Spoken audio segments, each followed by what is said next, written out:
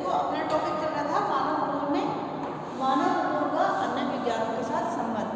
तो हमने जो हमारी ऑफलाइन कक्षा थी उसमें हमने कुछ इसके बारे में पढ़ लिया था कि मानव भूगोल का अन्य विज्ञानों के साथ क्या संबंध है। तो पहले हमने पढ़ा था मानव भूगोल और अर्थशास्त्र का, यानी कि इकोनॉमिक्स का। मानव भूगोल इकोनॉमिक्स का क्या संबंध है। उसके बाद हमने दूसरा पढ़ा था मानव भूगोल और इतिहास का।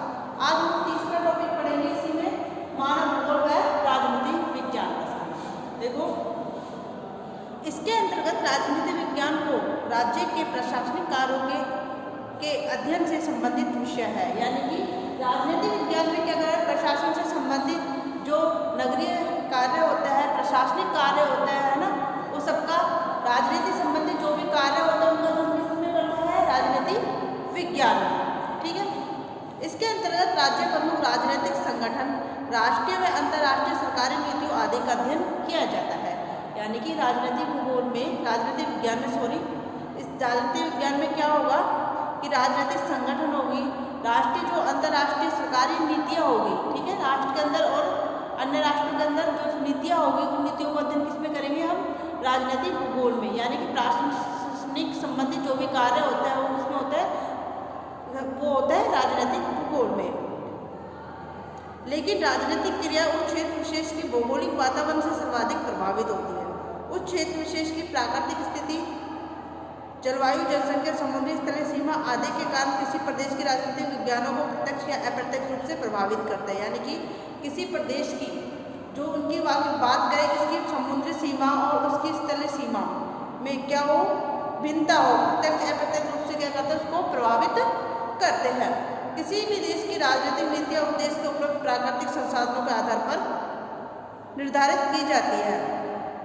मानव भूगोल व राजनीतिक विज्ञान में विभिन्न देशों के राष्ट्रों की शासन प्रणाली, सरकार का अध्ययन होता है। यानी कि मानव भूगोल में क्या होता है, मानव भूगोल और राजनीतिक विज्ञान दोनों की बात करें तो हम क्या होगा कि विभिन्न प्रदेशों में या राष्ट्रों की शासन प्रणाली और सरकारों का अध्ययन होगा दोनों में। ठीक है। मानव भूगोल में मानव से संबंधित क्रियाओं का अध्ययन होगा और उनका यानी कि सरकार से संबंधित जो होगा वो राजनीतिक विज्ञान में होगा। मानव भूगोल में प्रदेश के साथ साथ राजनीतिक सीमाओं, देश की सीमाओं के संपर्क प्रभावों का अध्ययन होता है।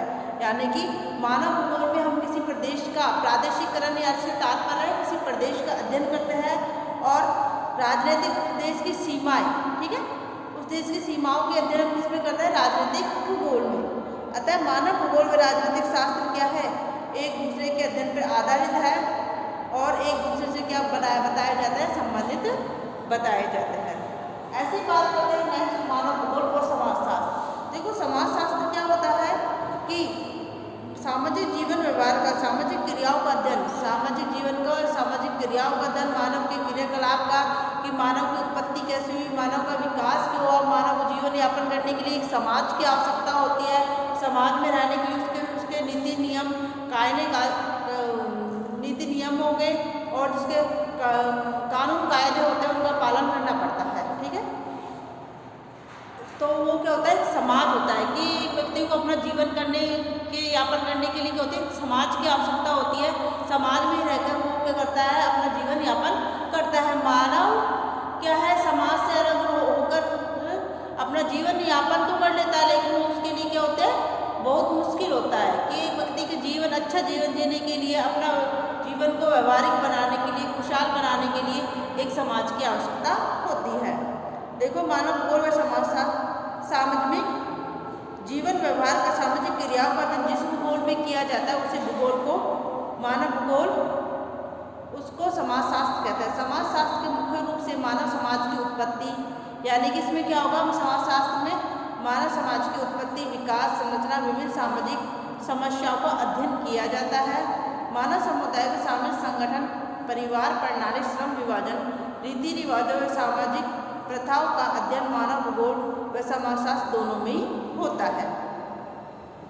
दोनों के अंतर्गत, यानी कि दोनों की बात करें किस किस की, मानव भूगोल की और समाजशास्त्र की, दोनों के अंतर्गत क्या होता है, लोक साहित्य, लोक कथा, कला, मनोरंजन आदि विषयों का समावेश होता है। इसमें क्या होता है, राजनीतिक विज्ञान में भी होता है और मानव भूगोल में भी, दोनों में होता है। इसलिए दोनों विषय क्या है, एक दूसरे से संबंधित है। प्रोफेसर एक डेफिनेशन है,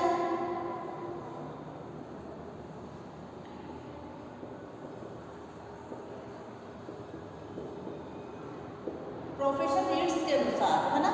इन्होंने देखो क्या कहा, मानव समाज का अध्ययन मुख्य रूप से भौतिक दशा, प्राणी जगत, मानव तत्व आदि कारकों के आधार पर किया जाता है।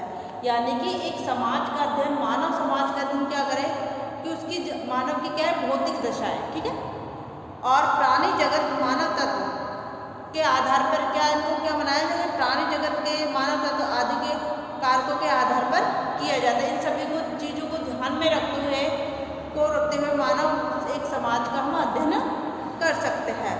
नेक्स्ट है मानव भूगोल और मानव विज्ञान। नेक्स्ट है पांचवा मानव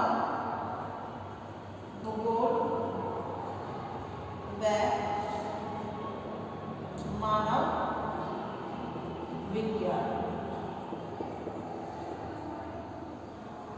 मानव भूगोल व मानव विज्ञान की बात करें, मानव भूगोल व मानव विज्ञान दोनों ही विषय मनुष्य की प्रजातियों का अध्ययन किया जाता है। यानी कि मानव भूगोल में और मानव विज्ञान दोनों में मनुष्य की शारीरिक बनावट, जैविक लक्षणों के आधार पर भिन्न भिन्न प्रजातियों का वर्गीकरण, यानी कि तुमने देखा होगा प्रजातियों की बात करें, एस्किमो, बुशमैन, है ना, ये सब है ना, तो ये क्या करा है कि जैविक लक्षणों के आधार पर, उनकी शारीरिक बनावट के आधार पर क्या करा गया है, प्रजातियों में बांटा गया है और भिन्न भिन्न प्रदेशों की जनसंख्या, इन वर्गों का विचार किया जाता है कि कौन से प्रदेश में कौन सी जनसंख्या निवास करती है, कैसी प्रजाति के लोग उसमें रहते हैं। अतः दोनों ही विज्ञान परस्पर संबंधित होते हैं। मानव में विश्व के विभिन्न प्रदेशों में निवास करने वाली मानव प्रजातियों की उत्पत्ति, विकास, वितरण आदि कारकों भौगोलिक पृष्ठभूमि में अध्ययन किया जाता है। यानी कि मानव प्रजातियों की उत्पत्ति कैसे, उनका विकास क्या है और उनका वितरण क्षेत्र है, कौन से क्षेत्र में वो निवास करती है, उनकी भौगोलिक, उनके जीवन यापन के लिए क्या क्या भौगोलिक दशाएं होनी चाहिए, उनका अध्ययन किया जाता है। किसमें, मानव भूगोल, मानव विज्ञान दोनों में। यानी कि बात करें हम दोनों की विषयों की, मानव भूगोल, मानव विज्ञान क्या है, एक दूसरे से परस्पर संबंधित है। जिस तरह मानव भूगोल में एक मानव का अध्ययन किया जाता है, उसके क्रियाकलापों का, उसके दैनिक जीवनों का, उसके बात करें उसकी प्रजातियों का, उसके उत्पत्ति का, ऐसे ही मानव विज्ञान में उसका अध्ययन किया जाता है। भौगोलिक वातावरण के विभिन्न तत्वों, उनका प्रभाव आदि का अध्ययन दोनों विषयों में सम्मिलित रूप से किया जाता है। किस किस में, मानव भूगोल और, यानी कि सेम बात है कि जिस तरह मानव भूगोल में हम मानव सब चीजों का अध्ययन कर रहे हैं, अभी हम आगे जातियां में पढ़ेंगे, ठीक है, जिस तरह हम मानव भूगोल में सभी जातियों का अध्ययन कर रहे हैं, उसी तरह क्या है कि मानव विज्ञान भी उसी तरह का अध्ययन किया जाता है। मानव भूगोल में भी मानव का अध्ययन करेंगे और मानव विज्ञान में भी उनका भी अध्ययन करेंगे। प्रभाव आदि का अध्ययन दोनों विषय सम्मिलित किया जाता है। अतः मानव भूगोल मनुष्य की विभिन्न गतिविधियों के अध्ययन एक दूसरे परस्पर सहायक विषय है। अब नेक्स्ट है मानव भूगोल और सैन्य विज्ञान, इसको हम कल पढ़ेंगे। आज की कक्षा हमारी यही समाप्त होती है।